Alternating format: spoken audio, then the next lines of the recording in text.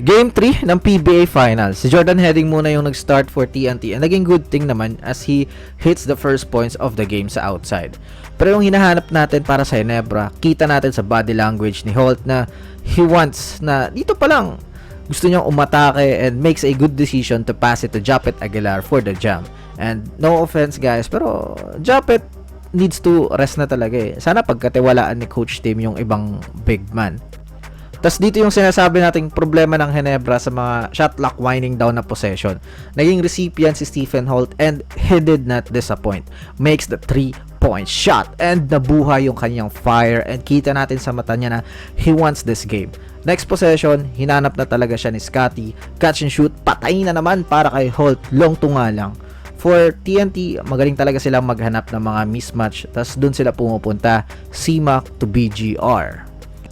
Dito nga, binigay na kay Stephen Holt yung bola and he decides to pull this one off sa labas. Another 3-point shot. With Holt na umi-score, ito yung sinasabi natin na mas magagawa ni Scotty yung mga intangibles, yung mga dirty work, lalo na yung mga offensive rebound. Here, nakuha niya. Kick out kay Brownlee. 4-point shot to para sa Ginebra. Gusto ko rin i-commend yung mga passing lane anticipation ni RJ. Ito yung sinasabi ko na he is playing defense. Yes, mismatch pag sa poste, pero he is trying. Tingnan nyo dito, si RJ na rin mismo yung nagsiset ng pick para sa mainit na player. And ayun, nakita ni JB, Stephen Holt, 4-point shot. Grabe, init. Pag ganyan, dapat heat check talaga. Hayaan mo mag-create ng tira. Ayun, isolation, pero outside shot pa rin ang ginawa. And pasok na naman to para kay Holt. Samahan mo pa ng dalawang sunod na mid-range shots kay RJ Abarrientos. What an opening frame para sa Ginebra. Sa second quarter, Chris McCullough is trying his best para sa TNT. Is doing everything sa scoring, all his bag work. Kahit 4-point shot, pupukol na siya para lang madikit yung larong to. Meron din siya mga aggressive attack pag merong chance. Dak-dak to para kay CMAC. Grabe yung scoring niya sa quarter na to. Actually, he owns this second quarter. Mapapasabi ka na lang na swabe pa rin talaga siya. Nung nahahabol ng TNT, bumalik na si Stephen Holt and mainit pa rin siya. Ito talaga yung gusto nating makita eh. Creating his own shot, another outside bomb para sa Ginebra. And ang masakit for TNT, dinagdagan pa ni Justin Brownlee na isa pang 3-point shot. And I'm sorry Japet sa first statement, still a good system player, dak-dak para kay Aguilar. And for TNT, hindi nila to mabababa if Oftana gonna shoot like this. Open shot and he needs to sink this one.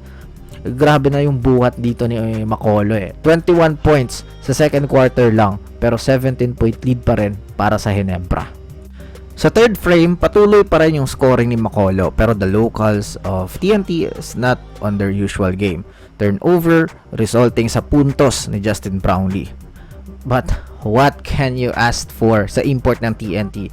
He is here, pero yung mga tira talaga ng locals, ayaw talaga. Again, yung Holt impact, dahil nakaka-hit siya, ng Batak is forced na magstay siya sa kanya, which ayun, magagawa ni Scotty yung rebounding prowess niya. Tapos biglang nagkainitan si Coach Shot at yung mga referees.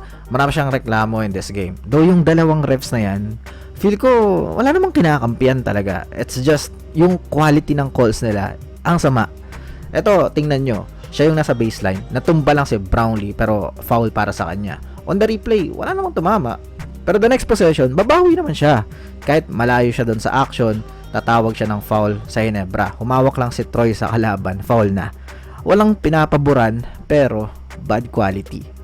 And without CMAC on the floor, walang magsasecure ng possession sa kanila. Brownlee, easy work sa loob.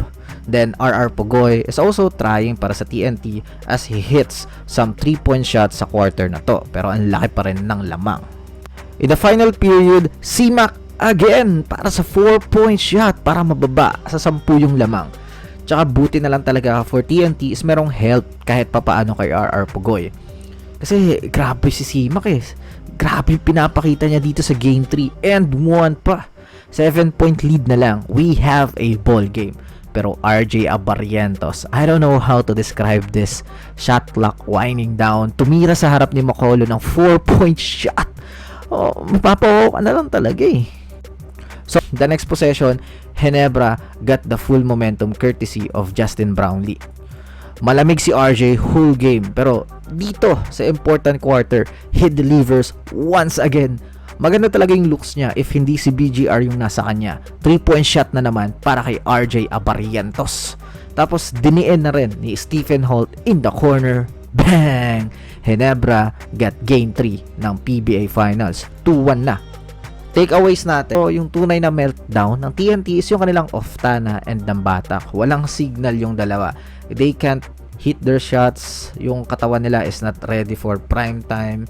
Last game, ganado si Nambatak. Lalo si Oftana. Pero ngayon, we don't know why. It's on them.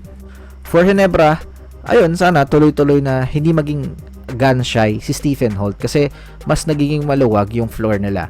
Scotty is playing the old him na mas impactful sa Ginebra. Wala ka namang masasabi kay RJ at Brownlee. So far, yun lang talaga eh. Stephen Holt is the key in this series. Congrats Barangay Ginebra.